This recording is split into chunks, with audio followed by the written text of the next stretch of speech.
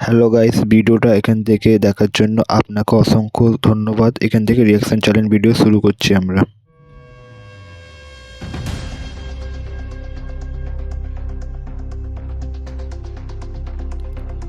ও ভাই সাব,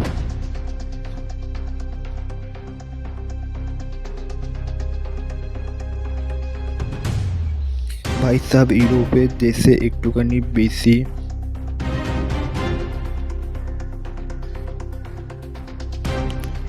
ইউরোপের দেশে একটু পপুলেশন একটু বেশি দেখাচ্ছে বলে ওখানে মহাদেবের মূর্তিগুলো একটু বেশি বড় দেখাচ্ছে।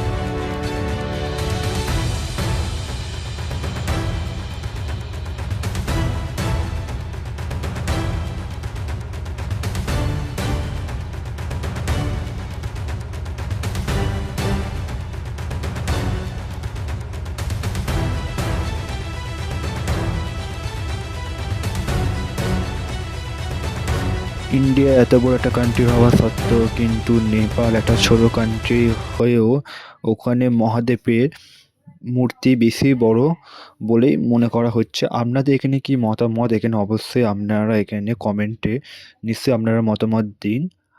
আর বিশেষ করে ভারতে এত এত বড় বড় মূর্তি হওয়া সত্ত্বেও মহাদেবের মূর্তি যে নেপালে অত বড়, সেটা কোনো নতুন কোনো কিছু নয়। নেপালে যেমন পশুনাথ মহাদেবের মূর্তি আছে। আর ভারতে বিভিন্ন এলাকায় মহাদেবের মূর্তি হওয়া সত্ত্বেও কিন্তু নেপাল একটা ছোট কান্ট্রি হয়ে এটা একটা গর্বের বিষয় যে ওখানেই মহাদেবের সবচেয়ে বড় মূর্তি রয়েছে। আর স্বাভাবিক